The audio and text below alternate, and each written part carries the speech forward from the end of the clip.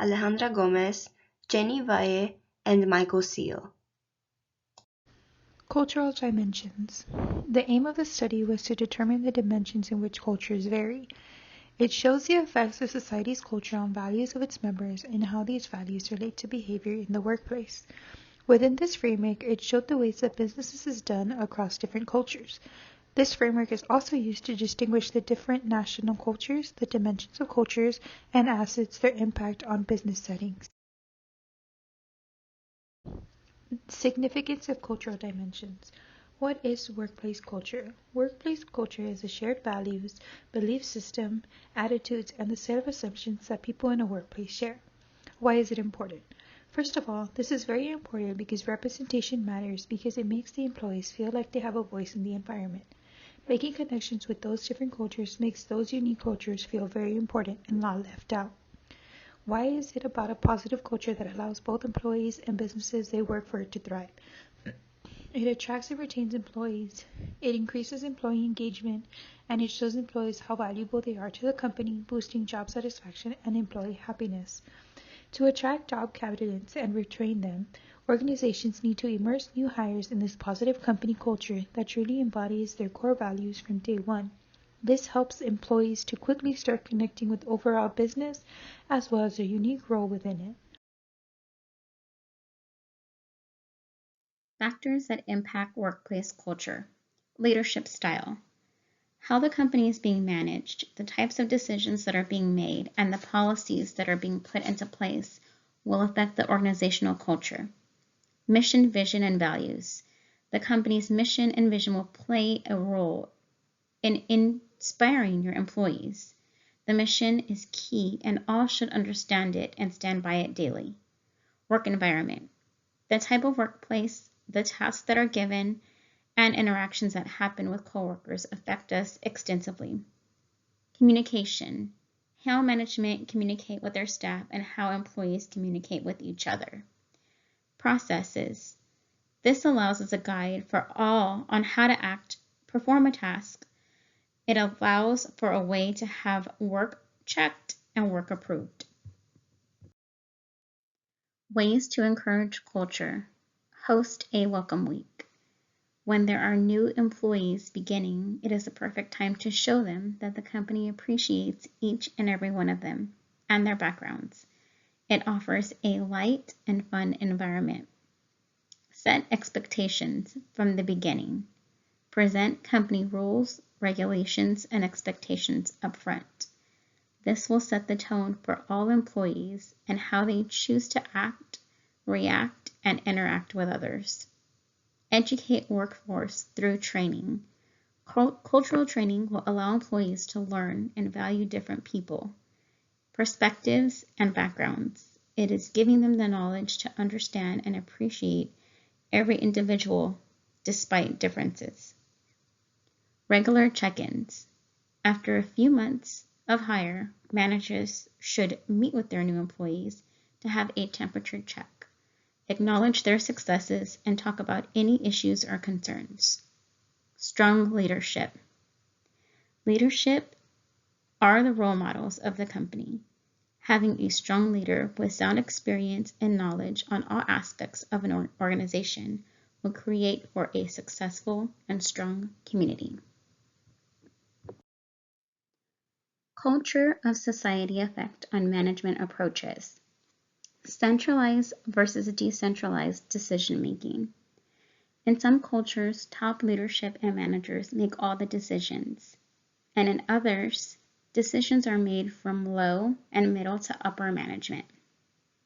Safety versus risk. In some companies, those that make decisions are uneasy about taking risks. In others, it is highly encouraged. Individual versus group rewards. Some countries offer rewards based on individual success, bonuses, etc. Others only reward in groups. Informal versus formal procedures. In some cultures, a lot is done through informal procedures. In others, procedures are put into place and followed exclusively. High versus low organizational loyalty. In some societies, one has a strong bond and identify with their company. In others, they are identified through their occupational title, such as plumber, teacher, etc. Cooperation versus competition. Some companies promote cooperation through amongst all. Others promote competition between each other. Short-term versus long-term horizons. Some focus on short-term goals, while others focus on long-term goals. Stability versus innovation. Some cultures promote stability, keeping things the same, while others promote change. By now, you have learned the significance of culture and the different ways that can be encouraged in the workplace. But what do these dimensions of culture actually look like, and how do they play out? Let's start with comparing individualism and collectivism. People in individualistic cultures have a strong I orientation, and they are more self-focused and self-directed. They tend to make decisions alone and enjoy competition. How does this play out? People enjoy creating a unique identity. Independence and self-reliance are valued. Help or advice is sought from professionals outside the group, and people often prefer to work alone or have autonomy in their actions. Countries with strong individualism are United States of America, Australia, and the Netherlands. On the other hand, people in collectivistic cultures have a strong we orientation. They seek and value group identity and attachment. They make decisions as a group and enjoy collaboration. And how does this play out? People desire affiliation with a group. Interdependence creates strong social ties. Cooperation and harmony guide teamwork. Help or advice is sought from others within the group.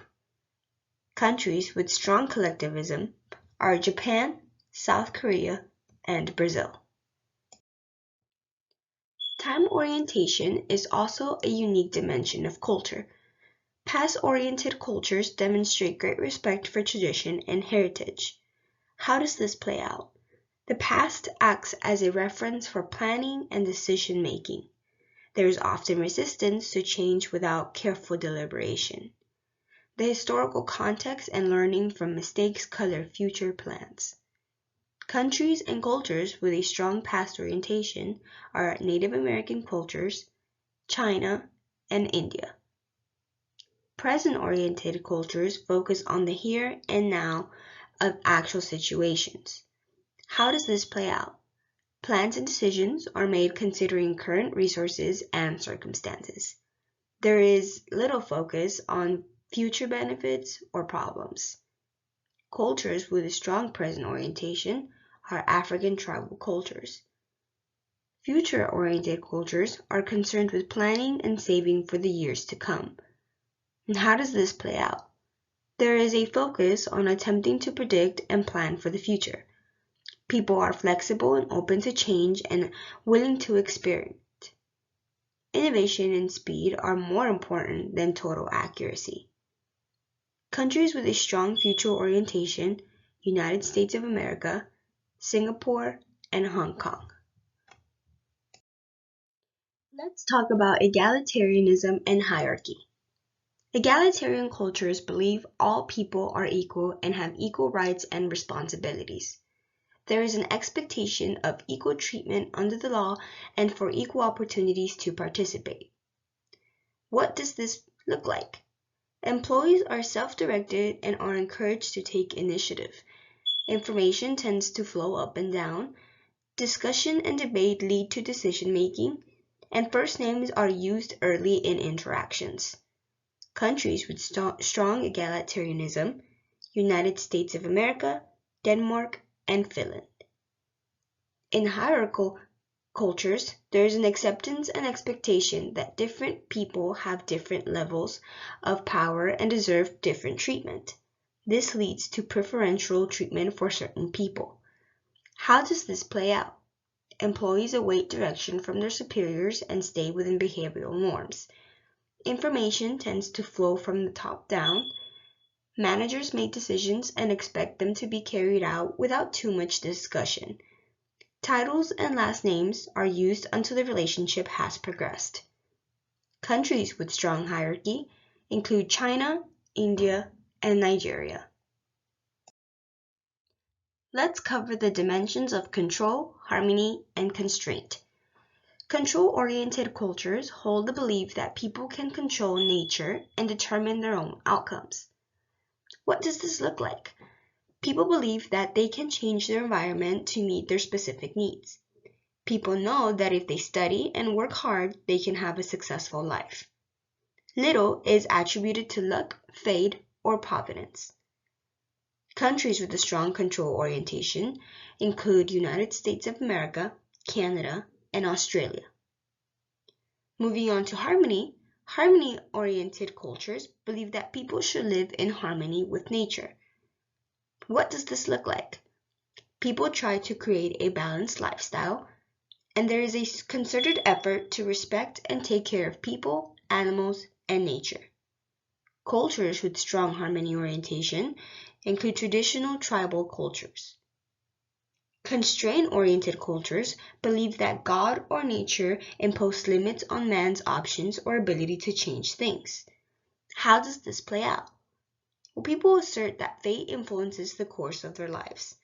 There is an acceptance that things happen for a reason. Cultures with strong constraint orientation include Muslim cultures.